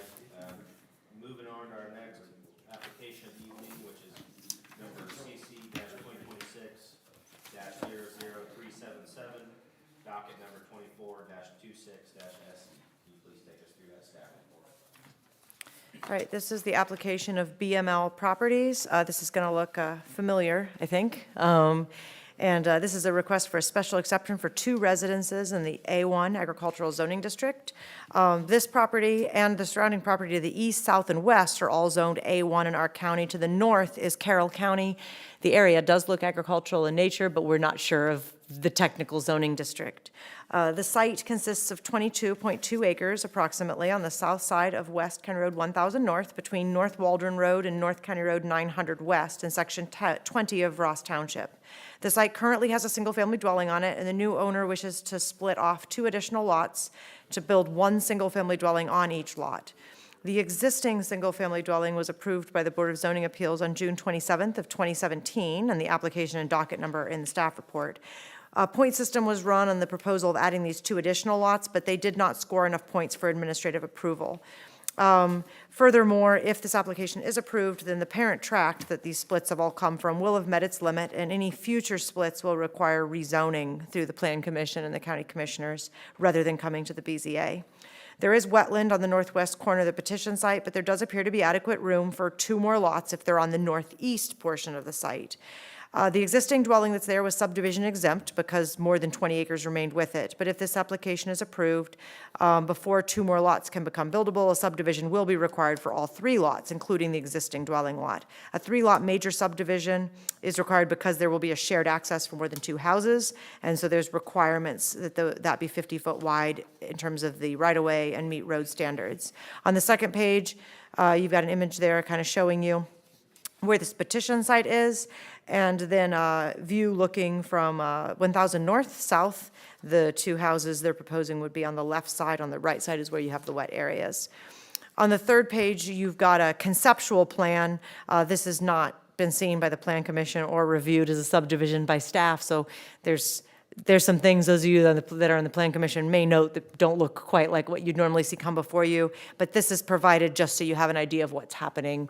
We'll iron out details if this reaches subdivision stage.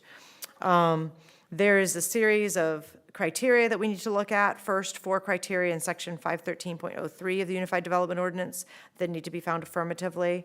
First, the lot shall be located such that the proximity to other dwellings, the configuration of the parent tract, and the location of creeks, ditches, and other natural features have the least negative impact on the use of agricultural equipment or the use of the property as part of a farm.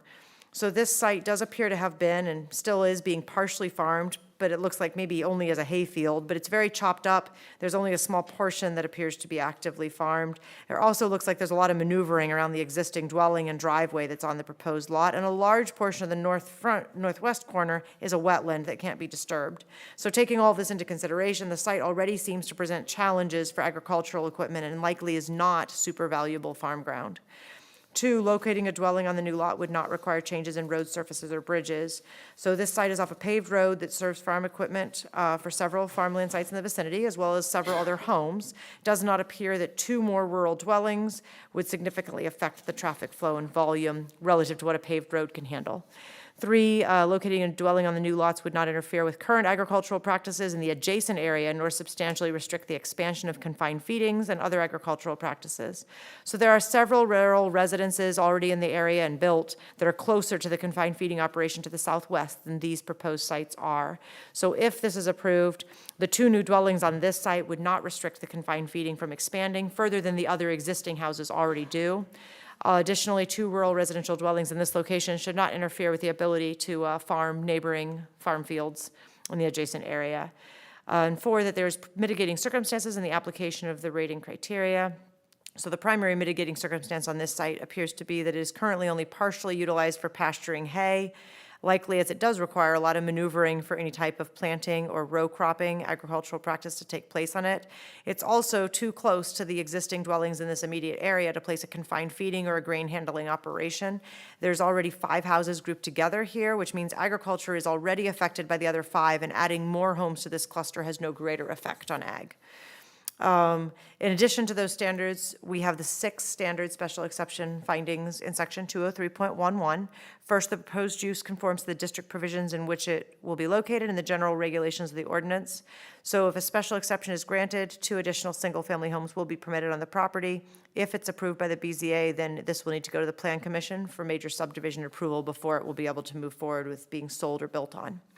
2, the proposed use shall not involve an element or cause a condition that may be dangerous, injurious, or noxious to any other property or persons, and shall comply with the performance standards herein. So according to the Health Department, they have no objections to the request, and they do have soil test reports on file for these lots. Nash Smith noted that these lots are suitable for septic, and plans will need to be discussed at a later date. These lots will be required to have subdivision approval, and therefore, if perimeter drain outlet locations are required, which I think they are in this case, they'll be officially determined at that stage. This is actually the second time the petitioner has filed for approval of this request, which may look familiar to you, but he previously withdrew it because there were drainage concerns that came up at the BZA meeting, and he realized he was going to need to go to the drainage board, so he did that. The drainage board has found a solution that addresses the drainage concerns, and they have approved this moving forward. They made that approval April 21st of 2026. So that then was why he came back, now that he's addressed the drainage question. And 3, the proposed use shall be sited, oriented, and landscaped so that the relationship of its buildings and grounds to adjacent buildings and properties does not impair health, safety, or comfort, nor adversely affect values of adjacent properties. So there is some farm ground here along with the existing dwelling. There's also some other dwelling sites in the vicinity with some spacing between them. 2 more rural dwellings on larger lots of almost 5 acres each would not appear to adversely affect the value of adjacent properties. 4, the proposed use shall produce a total environmental effect consistent with and not harmful to the environment in the neighborhood.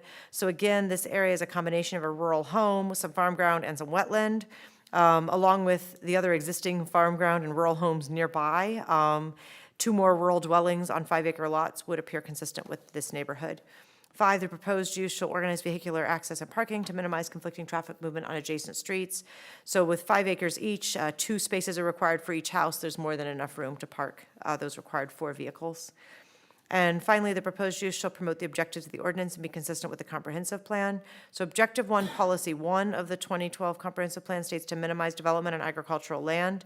The Ross Township Future Land Use Plan designates this area for primarily agricultural, and then residential development is designated for the Edna Mills area and eastward along State Road 26 and also south of Rossville. Although the site is not directly along State Road 26, it is less than a mile north of 26 and is east of Edna Mills in the vicinity the comprehensive plan designates for rural residential development in Ross Township. Furthermore, the dwellings that are already here are well-spaced and conform to the comprehensive plan average density of no more than one home for 20 acres in the A1 district. So that doesn't mean one owner has to own 20 acres. It just means the fields around, there's enough undeveloped land to make up for the houses that are there. The proposal is also on property with a large area of wetland and an existing yard. So proposing larger lots of around 5 acres each may be a higher and better use than chopped-up hayfield that does not appear to be particularly valuable. Therefore, the new lots should not adversely affect the future plan of continued agricultural use in the vicinity and seems consistent with the overall objectives of the comprehensive plan. Consequently, staff recommends to approve the request for 2 additional homes now that the drainage concerns have been addressed. And since the proposed addition of 2 lots will result in 3 lots sharing 1 access, this would then move to the Plan Commission for major subdivision review and approval. Okay, thank you, Additional President.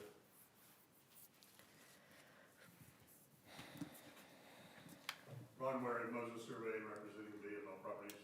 It was a Lafayette property owner who's doing construction and would like to have more homes built over here in Clinton County. So these are the first 2 he's going to start with.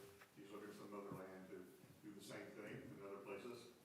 And we got the drainage issue by adding a new drain line from the homes to the west to tie into the legal drain of the Tippecanoe County drainage board there. Okay, thank you. Any questions? Okay, open it up to, or is anybody else in the audience have anything to add?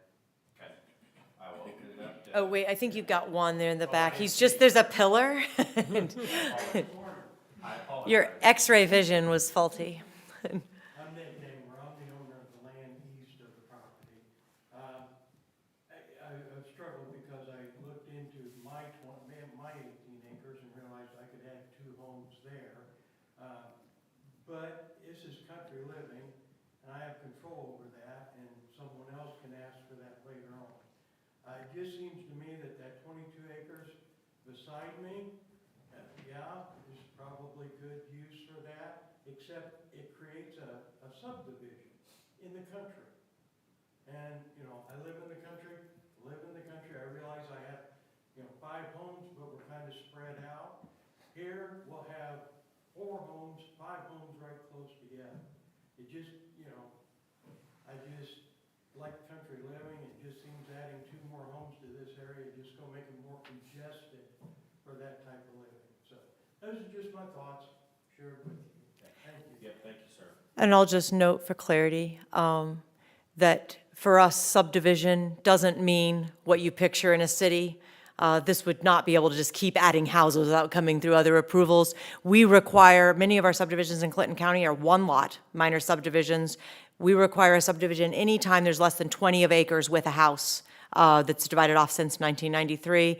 The primary reason for that is we force agricultural protection covenants to be binding on those properties that basically state that future owners have limited recourse to take legal action against the agricultural community functioning normally around them.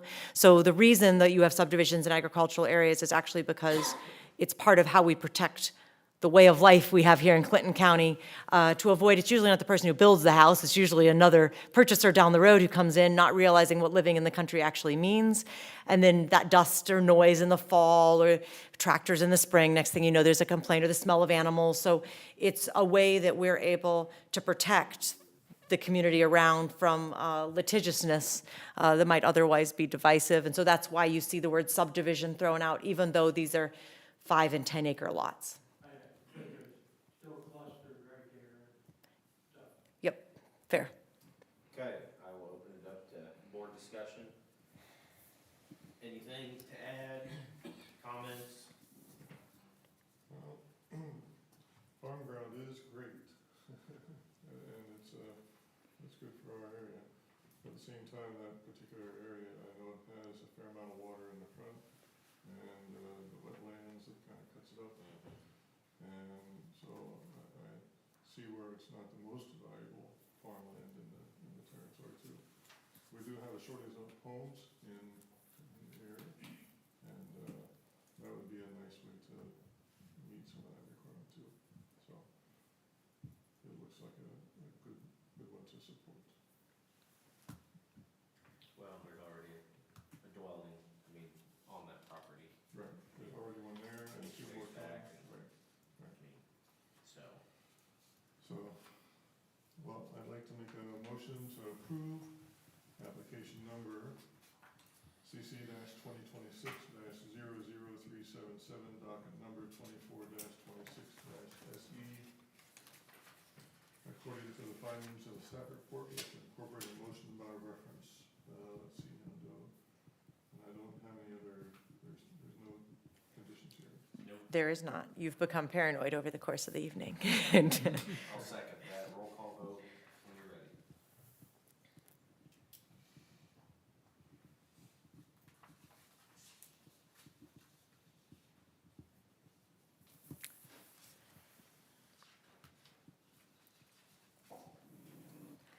All right, Grant Muller, Yes. Stacy Pettigo, Yes. Scott Hetzensberger, Yes. Chester Bankus. Yes. All right, so 4-0. So Ron, you know the process. You can start working with the applicant in terms of preparing a subdivision application to deal with all the details of how that works. And I guess I would point out for you in the back, you should be getting, assuming they proceed, you should be getting notice when they file that subdivision. I think if I remember correctly, you were the one who alerted everyone to the fact that there were some drainage concerns there back at. Oh, okay, so, all right, different person. But I guess I just want to make sure you know that as this moves through, the subdivision will be about looking to make sure drainage standards and waste, other things are being dealt with. But if you're following it, there'll be a lot more information about the layout of the site and configurations and those things available when it gets to that stage that you can look at. Okay, we will move on to our last hearing of the evening, which is application CC-2026-00406, docket number 25-26-V8. Can you please take us through that, Liz? Yeah, so this is the application of Seth Moore and Caitlin Mackey. They're at 300 East Ayers Street in Colfax. They're requesting a variance to allow the construction of a 6-foot tall privacy fence that will sit at a 0 lot line setback from the edge of an undeveloped road right-of-way instead of the required 15-foot. The parcel in question is zoned R3, medium-density residential, as is the property to the east, south, and west. To the north is agribusiness. This site is 3 parcels that combined make a single residential lot in Section 8 of Perry Township inside the town of Colfax. The site sits on the north side of East Ayers Street between the Colfax town limits and North Columbia Street. There is, along the west side of this site, an undeveloped road right-of-way that would be a continuation of North Washington Street, and this would be a corner lot if it were developed, but the pavement stops where it intersects East Ayers Street. Although the right-of-way is undeveloped at this time, the required front yard setback from the edge of it still has to be adhered to because it is a platted right-of-way. The petitioners would like to put in a 6-foot privacy fence along the rear portion of their property to them in order to better secure their Great Dane dogs, as the existing chain link fence isn't adequate. They would like to have the privacy fence run along the west property line to be installed up to the edge of the undeveloped right-of-way. Within the town of Colfax, you have a 15-foot required front setback from the edge of a road right-of-way, whether it is developed or not. Colfax is actually the other town that we reduced the setback on in 2015. Staff and petitioners presented this proposed application to the Colfax Town Council on June 16th of 2026 during their public meeting, and all members present expressed that they were in support of the petitioners installing the 6-foot privacy fence up to the edge of the undeveloped right-of-way. The Town Council did have one condition, and that was if the undeveloped right-of-way is ever developed, the petitioners should return to the BZA to re-examine the appropriateness of allowing the variance to continue if the application is approved. The petitioners do agree with that condition and understand that if the road was paved, it could change how we would look at a 0 setback when there's not a structure up against it. Furthermore, the petitioners did reach out to Area Plan prior to starting the project to inquire about permitting requirements and other standards, which led to the filing of this request before the Board of Zoning Appeals. So on the second page, you can see kind of the unique configuration of this lot. It fronts Air Street, and then you can see there on, I'm going to call it the left side, but those of us who live near Colfax know everything just kind of tilts once you drive through town. There's nothing is north, south, or east, west. But you can see where that right-of-way is. And that is the only access there, going back that's platted for a road if something were to be developed. And there was some discussion about if vacating it would be appropriate, and as staff, well, we don't make that ultimate decision. We're recommending to the legislative body, and we had concerns about supporting a vacation if there were ever to be growth for the town. That could be a valuable right-of-way to allow additional neighborhood in that direction, even if right now the landowners adjacent aren't offering property up for sale. There's a picture there on the second page labeling the undeveloped right-of-way, so it's kind of hard to see because there is nothing here, but where that fence line is, I believe, is the edge of where their property line is now. So they're wanting to put in that taller fence in the same location for the Great Danes. So there's 3 findings that must exist in order to grant a variance, each described below. So first, the approval will not be injurious to public health, safety, morals, and general welfare of the community. So the proposed fence to be installed on the west side of the property will be along an undeveloped road right-of-way that's not accessible to any vehicular traffic and is not used as a front yard for any structures since there's no road paved there. Therefore, granting the requested variance does not appear to create anything injurious. 2, the use and value of the area adjacent to the property included in the variance will not be affected in a substantially adverse manner. So the petition site is an attractive and well-maintained property. Installing a 6-foot privacy fence for the purpose of safeguarding the petitioner's backyards for their Great Dane dogs to be able to be let outdoors would not appear to adversely affect adjacent properties. Additionally, petitioners did present the proposal to the Colfax Town Board or Town Council, and all members present voted to forward a favorable recommendation to this board, indicating that they do not feel granting this request would have an adverse effect. The Town Council did discuss the condition to be placed, and the petitioners agreed that if this right-of-way is ever developed, then this would return for conversation to see whether or not it was still appropriate to have the fence in that location. The petitioners understand it might need to be moved back at that point if a road is placed there.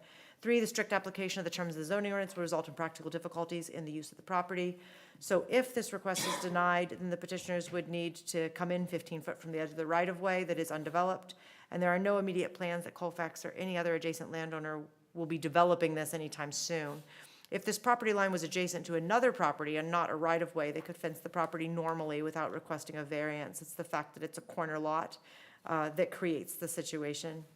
They're not bringing the fence any closer to any installed road than their existing structures, and they have no issue relative to Air Street. Given the town has no immediate plans to develop the right-of-way, placing the condition that if it is ever developed, the petitioners have agreed to reconsider the placement and modify it as needed on the second front yard, like any other corner lot would need to look at. That would seem to be a reasonable way to work with this situation. The corner lot is what creates the practical difficulty. There is no practical way to make this a regular lot with 2 side lot lines that could be fenced normally without needing a variance. Consequently, staff would recommend to approve the variance request to allow the petitioners to install the 6-foot privacy fence up to the west property line, but not over it, with the following conditions. First, that a surveyor must mark the property line before the fence is installed to make sure it stays out of the right-of-way. And second, if the right-of-way is ever developed, the petitioners must return to the BZA and have their variance reconsidered and amended as appropriate to the installation of the road on that side of their property. Okay, Mr. Petitioner, President, just say, would you like to add anything? Not unless there's any questions I need to answer. Okay. Well, we'll open it up, see if you guys have any questions for petitioners, and I will see if there's anybody else out there that has any questions. Anything from you guys? I have one for Liz. How does this get communicated to successive owners, especially even buyers, if they come to this? Yeah, so I guess the first thing is it's tracked in our office, so what happens oftentimes is people find out when they come in. This isn't like a deed restriction or a covenant where you're gonna be informed at the sale. Now, a seller should be transparent with a buyer, but sometimes things happen that are out of our control or something slips somebody's mind. I have trouble believing someone would deliberately omit fence information. That's a little different than something that would cause your property not to sell. But ultimately, it's kept in our records. Now, I will note, as we're working towards moving to a new software program, there's going to be new additional external searchability for applicants that doesn't exist now, where people will be able to see more of the historical information on properties. So it will, as time goes on, we hope that it will be more direct for potential buyers and for lenders themselves to be able to check what we have on their property history and what approvals may or may not already exist. But ultimately, yes, we have to deal with these, all BZA approvals, not just this one, on the enforcement side, where sometimes somebody comes in who doesn't realize that there's a variance with conditions. In fact, we had one, was it today or yesterday, that we had somebody with a, was it a sign? Trying to think, we had something else come through the office where somebody's wanting to change something. Oh, it's a sign with CNG. So it's a previous hearing that came through. It was a lighting variance. There's a series of conditions. And so we said to the new owners, yes, we can change the signs out, but Kat sent them a copy of your approval and conditions to say, hey, your sign has to comply with these. So we do deal with those. But yes, sometimes we have to be the bearers of bad news to catch somebody halfway into something and. So the only way another potential owner might understand about this situation, if they want to buy the property, would come to see you ahead of time. Yep. Or my guess is, I mean, you don't know what happens in the future, but if I'm still sitting in the office, if somebody goes to expand that road, I'm probably going to remember this one because it is kind of unique. You know, that would need to be included in the conversation. Well, other than that, I think it's practical, it's a reasonable request, and I'd be in favor of doing some. Any other questions for you guys? So are you saying the variance can be amended or rescinded? So the board always has the right to refile something and remove an approval. You can do that as a separate action. In this case, you're actually placing a condition on them instead of saying you have to remove the fence at that point in time. The condition is they would have to refile the variance at that point in time and ask for it to be reconsidered. And then either it's going to be regranted or it's going to be asked to be modified to some other way or distance. So you're putting the burden on them to make that filing at the point in time. If it's developed, you know, I say them or whatever future owner, if they wish to keep the fence there. Now, if a new owner comes in, it may be that, you know, other things change over time. I mean, this is one of those situations where, yes, there could be a road placed there, or, I mean, that right-of-way's been there for, I don't know, 200 years, you know, it could be there another 200 and nothing. I mean, the landowner surrounding has to be willing to sell. Colfax has to be out from under their aggrieved order to where they can take on additional housing from a sewer perspective. So there's a lot of other things that have to fall in. But I think staff's concern is here, we don't want to grant a variance that then turns out to be a situation like what we were concerned to avoid in the earlier hearing, where you really don't want fences and structures right at a lot line when there's other things that aren't. Okay, is there anybody else in the audience that has anything to add? Any questions? Okay. All right, I'd like to make a motion to approve application number CC-2026-00406, docket number 25-26-VA. According to the findings of the staff report, which are incorporated in the motion by reference, with the conditions that are also referenced in the staff report, and I'll just read them. The surveyor must mark the property line before the fence is installed to be sure it stays out of the right of way. And if the right of way is ever developed, then the petitioner must return to the BZA and have the variance reconsidered, and then as appropriate to the installation of a road on that side of the property. And I'd encourage the petitioner to communicate that if they ever sell it too, just try to be honest, okay? Okay, I will second that. Roll call vote when you're ready. Grant Muller, Yes. Stacy Pettico, Scott Hetzensberger, Yes. Chester Bankus. Yes. I was gonna say, Grant, you made the Well, I was- second, I don't think you can change it.